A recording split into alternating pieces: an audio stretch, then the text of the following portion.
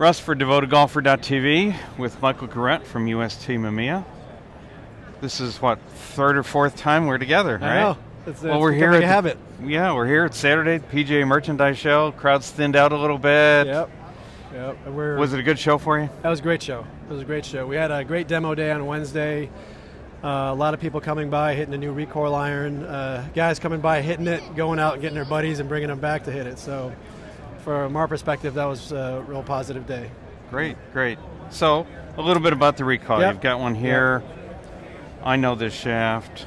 Yes, it's been in prototype for 2 years, so it's been it's gone through its wickets. 2 years ago, we asked ourselves, why is it guys are using graphite in their driver, graphite in their fairway, graphite in their hybrid, and not in their irons? What is it about graphite iron shafts don't guys like? Mm-hmm. And so we took a real close look at that, and we started looking at steel shafts and said, what is it steel shafts are doing that graphite shafts are not, and especially in an iron?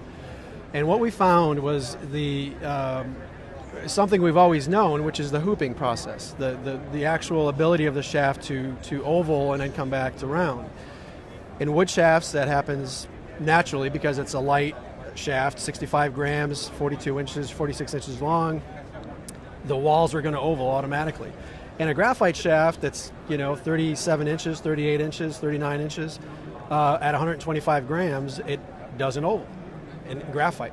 Right. Because the walls are too thick. And the more you've talked about ovaling, the more times I'm grabbing a shaft and I'm taking it over here and I'm putting some pressure on it. And I'm watching it. You're right. And now I'm looking at it and saying, is there some way I could actually measure that, quantify it, shaft to shaft, as part of a shaft review, and say, ovaling. Yeah, here it is. How much you measure oval? We can measure circumference and concentricity, but so in a driver shaft, ovaling's going to start about where? I'm looking for it and saying, up near the butt I can see it, but as I work my way up the shaft, I can't see it at all. Well, as in the butt diameter being the biggest diameter of the shaft, it's harder to oval at that point. So you want it that way because you want that player to have stability under his hands when he starts loading it. Okay. Just under the butt, it actually starts to oval, which starts to bend anyway, because really the butt doesn't bend that much. It stays pretty solid. Yeah. And in a wood shaft, to your point, wood shafts have a propensity to oval too much because you've got a 65-gram shaft, 75-gram shaft, or a 46-inch length. The walls are fairly thin on that. So you get a natural hooping or ovaling aspect to it. Right. And what we've done over the years is we tried to actually stiffen that up. So we're trying to limit the amount of hooping because too much ovaling, you're going to lose energy. Okay. And so if you look at that process, as the shaft is round, it goes to oval and comes back to round, that's actually like working like a spring. Okay. So that spring is good. It's energy in the shaft. Yeah. But if it ovals too much, then you're going to lose energy. So in wood shafts, we've tried to limit the amount of ovaling or the amount of hoop strength. In iron shafts, it's been the opposite. There's been no hooping. It's been basically because the wall thickness is so thick. Exactly. It just can't. Yeah. It's just not. The walls are very thick. It doesn't oval at all. It'll bend, but it doesn't oval. Right. So even if we're looking at lightweight, like you said, it's a shorter product to start with. Exactly. And so we have the same amount of weight over a shorter span. Yep. Thicker walls. Exactly. 60 gram, 37 inch or 60 gram, 46 inch, the walls are going to be completely different. Yeah. They're the same weight. So exactly right. So we set out and we realized what was going on and what was lacking in graphite iron shafts. And our engineers looked at different materials and 20 years worth of engineering and saying, okay, how can we make the wall of a graphite shaft act like a steel shaft? And we were able to get there. And so this is where recoil comes in, because recoil really means spring, and the lack of recoil in an iron shaft, you're losing energy. You're losing the ability to really load the shaft the way it should be, like a steel shaft is. Right. Now, to take it a step further, graphite fiber has a better efficiency rate of transferring energy. So if I take a steel shaft and a graphite shaft that both oval, the graphite shaft's actually going to oval more efficiently than the steel shaft. So in the essence, we get a shaft that's 67% more efficient than steel. And we actually have guys coming back saying, hey, have you tweaked my lofts on my irons because I'm hitting it further? We're like, no, we just changed the shaft out, but the recoil is giving you more energy, so you're able to hit a little further. Now, people say, oh, is that good or bad? Well, it's good because we also not only can adjust the recoil aspect of the shaft, but we also flexurally and torsionally can better design a shaft in steel. Right, because you have graphite, and so you can build it up exactly the way you want it to. You can You can put this character here and that character there. And exactly. You're taking fiber, you're taking material and you're laying it over a mandrel. Right. You're positioning material in the right orientation. Steel is drawn. It's an old process. You get what you get in the end. That's why they have to go through frequency to figure out which bucket they're going to put it in when they're done with it. But graphite's a completely different animal. It's better design, better material. Yeah. So you got a problem here, you know. I do? Yeah, because nobody's going to be able to tell this. Given the finish that you have, whether it's steel or graphite. It's a little smoke and mirrors, if you will. Yeah, but actually, that's actually worked out to our benefit because players going from steel to graphite, you know, they don't necessarily want guys to know they're playing graphite because there's that, you know, hey, I should be playing steel. But and I've actually had a couple of guys on the Nationwide play it, and one guy in particular said, hey, can you get me another set of shafts, set of these?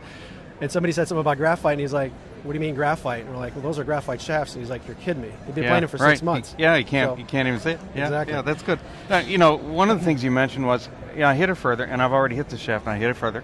Yeah. I know. Yeah. If I can hit it further, I don't have to swing as hard to hit it the same distance. And if I don't swing as hard, I'm going to be more accurate. Yeah. Well, the shaft is going to help you be more accurate as well. Right. Again, when we talked about laying the plies in a certain orientation to get the flexural strength, right, to get the flex to be in the right position, torsionally is the same way. Torsion, as we developed in a VTS 2 years ago, torque is important. People had too much torque years ago, and then we went to lower torque and almost too low a torque. Right. Iron shafts that are made of steel are drawn, and the torque that you get is what you get. It's like 1.8 degrees of torque. And you can't change that. Right. Yep. Well, in graphite, we're able to go in and tweak that a little bit. So in our testing, over the last 2 years, we were taking graphite shafts out, and we were adjusting the torque in the irons in this prototype and seeing which torque would work the best for players overall. And we found that 1.8 was actually way too low. Guys have dispersion issues, they're hitting it left or right, holding onto it or overcooking it because lower the torque is, the more direct drive you have. As my hands pronate, the head's going with it. Yep, right. But if you put a little softening in the torque, you actually kind of get a little lever action, a little snapping action. So you get more energy that way as well. So we found that the right torque for this shaft was right about 2.5. 2.5 to 2.8. And again, after testing 200 players with it, they all came back and they were saying the same thing. That was the sweet spot for the torque. Yeah. So when we look at it and we say 2.5, 2.8 torque, we shouldn't think that's a bad thing because my steel's like 1.2, 1.4, 1.6. Exactly. Yeah. No, it's actually and guys, where torque is directly correlated to feel and dispersion. So guys are saying this feels a lot better. It's working with me. It's not working against me. So through impact, you're not getting that vibration, which graphite helps a lot on. It reduces vibration, but you're getting a softer feel through impact, and you're getting a better control. And so we're getting a little dampening. Am I still going to be able to clearly feel when I hit it off center? Oh yeah, absolutely. No, I mean you'll feel that. Okay. You'll feel that. Okay. Yeah. We don't want to lose that. That doesn't go away. Yeah. No, toe hit is a toe hit. I don't want my shafts to fix my swing. I want my shafts to give me a lesson when I hit a bad one. Yeah, there you go. Yeah. So yeah, that's the complete package. You get more spring effect, better ball speed, a reduction in vibration, which has always been in graphite shafts, and then a torsional aspect of it, which actually gives you more feel in a shaft. So those are the true three attributes that you're getting out of the Recoil shaft over all the competitors, to be honest with you. Well, great. Michael, thanks again for spending time with us. Thank you. It's good to see you again. And we'll see you back in Dallas. We will. Thank you. Russ and Mike for DevotedGolfer.tv. Thanks.